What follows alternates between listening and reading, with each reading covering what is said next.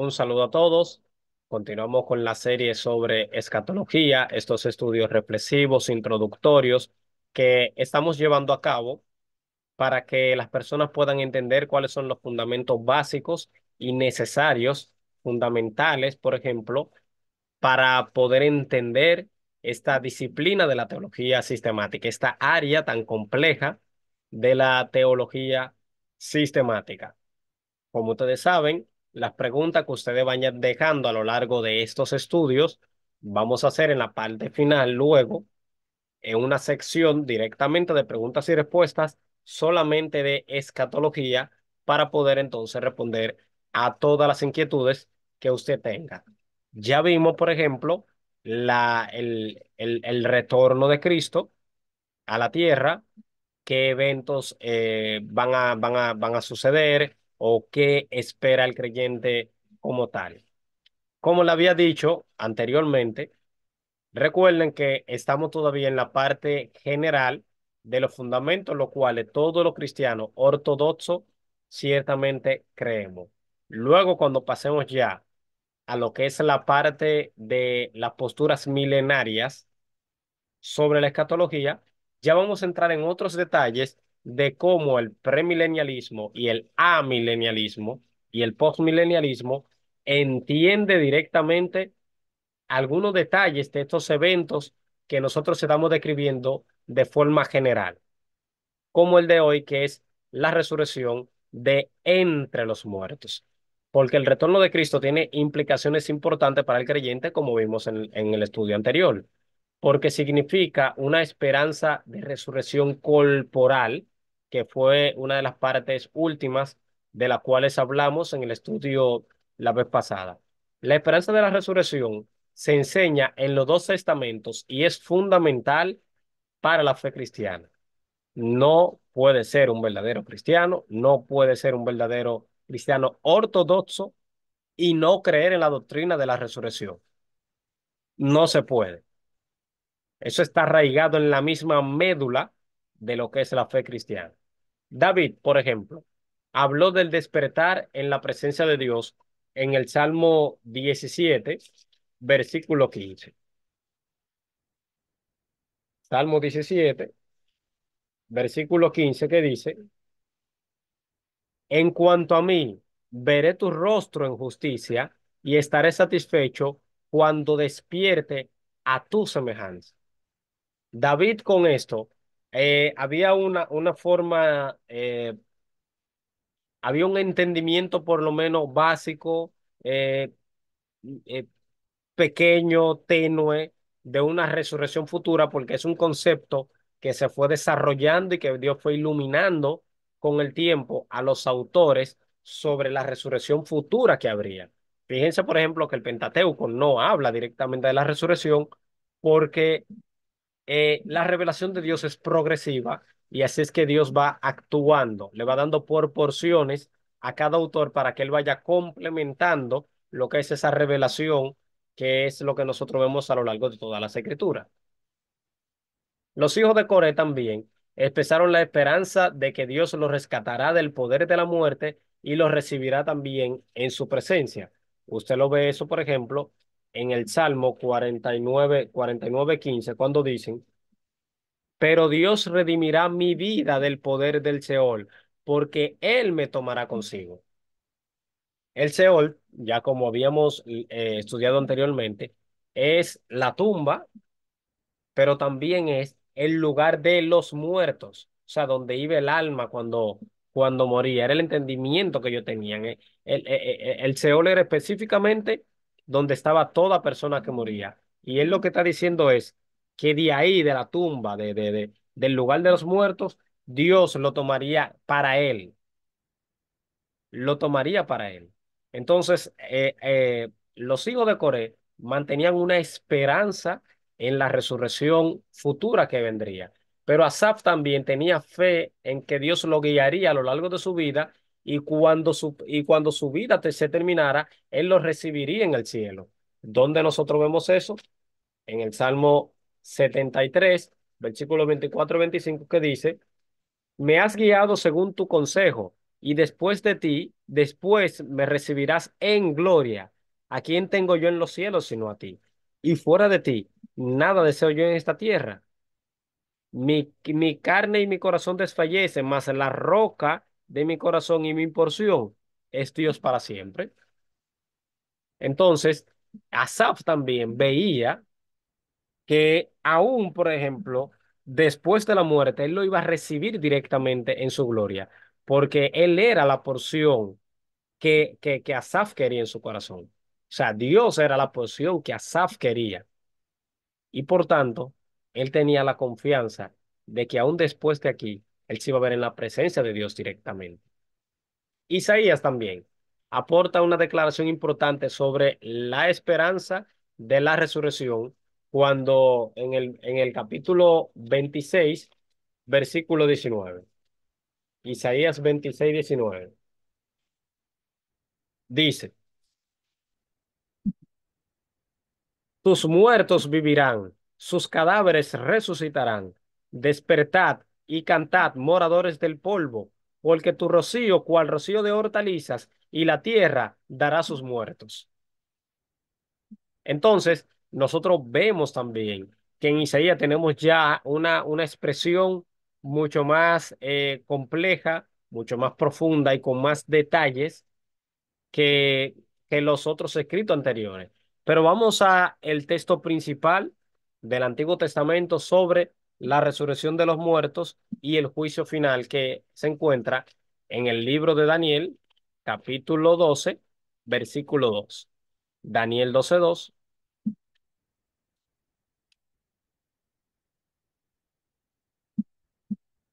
Ok.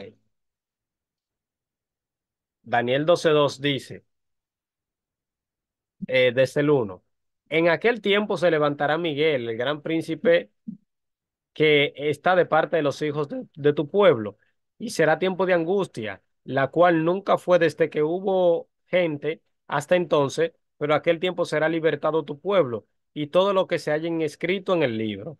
Y muchos de los que duermen en el polvo de la tierra serán despertados, uno para vida eterna y otro para vergüenza y confusión perpetua. Es el pasaje más claro que te habla sobre la resurrección final y que entonces sería uno levantado para la vida eterna y otro para una vergüenza y confusión perpetua. O sea que ese pasaje también habla del castigo literal y eterno, cosa que muchos dicen que no es parte del Antiguo Testamento, pero que nosotros vemos en los escritos que sí. El Nuevo Testamento también tiene una revelación adicional sobre la resurrección. Por ejemplo, Jesús cuando debatía con los saduceos, le reprimió por entender mal la noción de la resurrección, porque ellos ni entendían porque ellos no entendían las escrituras, porque el Antiguo Testamento enseñaba, por ejemplo, la resurrección, ni el poder de Dios, ellos lo entendían, porque Él tiene poder para levantar de entre los muertos, que es como enseña en Mateo 22:29, Marcos 12:24-27 y Lucas 20 del 34 al 38.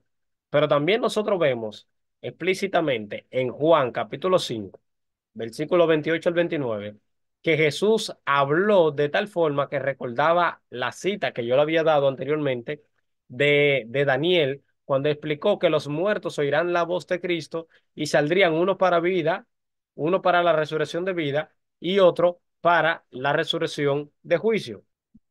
Y no os maravilléis de esto, porque vendrá la hora cuando todos los que están en el sepulcro oirán su voz, y los que hicieron lo bueno saldrán a resurrección de vida, mas los que hicieron lo malo a resurrección de condenación. Cuando Jesús habla, le recuerda, por ejemplo, es una paráfrasis de lo que Daniel 12:2 está diciendo específicamente.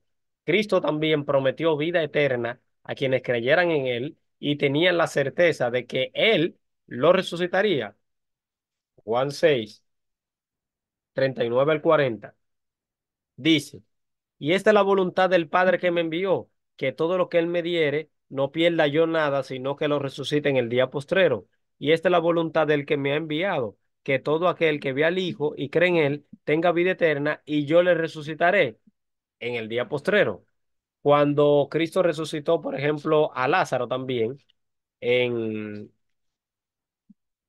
en Juan capítulo 11 versículo 25 al 26 él dice, y les dijo Jesús, yo soy la resurrección y la vida, y el que cree en mí, aunque esté muerto, vivirá. Y todo aquel que cree, y todo aquel que vive y cree en mí, no morirá eternamente. ¿Creéis esto? Jesús era la resurrección y la vida. E incluso Pedro dice, matasteis al autor de la vida. Esa palabra autor, archei, habla de la emanación, del principio, de la fuente de la vida. Entonces, Cristo es nuestra resurrección y nuestra vida, porque Él es el único del cual emana la vida como tal, según los escritos que nosotros leemos aquí en el Nuevo Testamento. Pablo, por ejemplo, en su defensa y explicación detallada de la resurrección, en la primera carta a los Corintios, capítulo 15, dice que la resurrección es fundamental para la fe cristiana. Si la resurrección no es cierta, entonces Cristo no ha resucitado y la fe es inútil y el problema del pecado sigue sin resolverse. Pero la resurrección también explica o se explica en conexión con el retorno de Cristo a la tierra, que eso es lo que enseña en Tesalonicenses 4:16. Pablo dice, Primera Corintios 15, si no hay resurrección de los muertos, tampoco Cristo resucitó.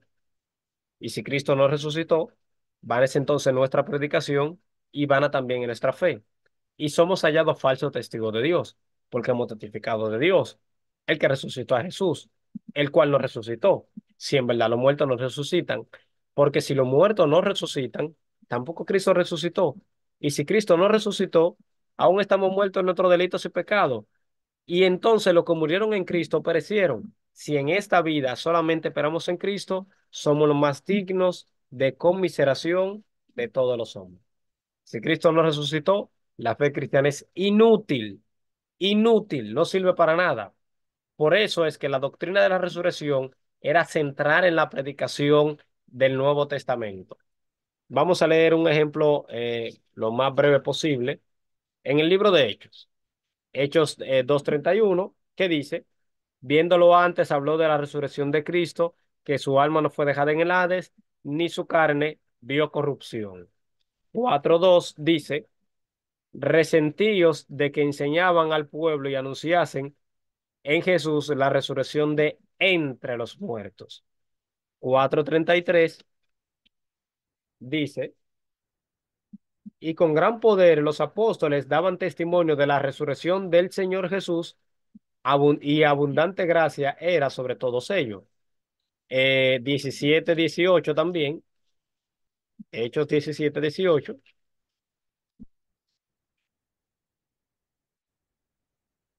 dice, y algunos filósofos de los epicúreos y de los estoicos disputaban con él y unos decían, ¿qué querrá decir este palabrero? Y otros dicen, parece que es predicador de nuevos dioses porque le predicaba el evangelio de Jesús y de la resurrección. Nosotros seguimos viendo, por ejemplo, en Hechos 32. Pero cuando oyeron los de la resurrección de los muertos, unos se burlaban y otros decían, ya te oiremos acerca de esto otra vez. Vamos al 23:6.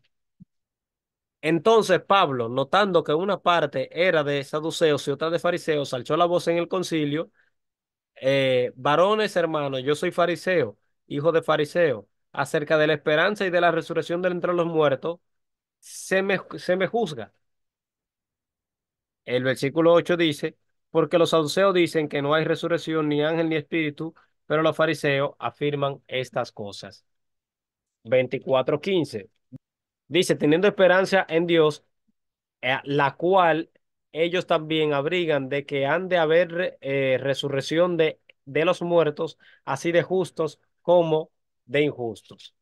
Y 26:23 dice lo siguiente.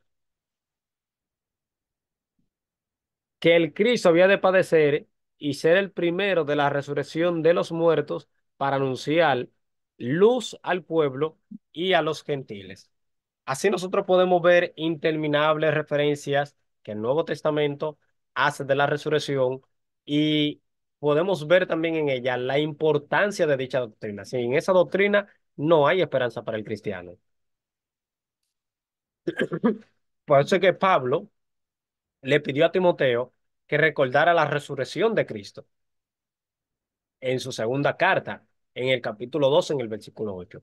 Y les exhortó a reprender las falsas enseñanzas sobre la resurrección, que lo enseña también en el mismo capítulo, en la misma carta, en el versículo 18.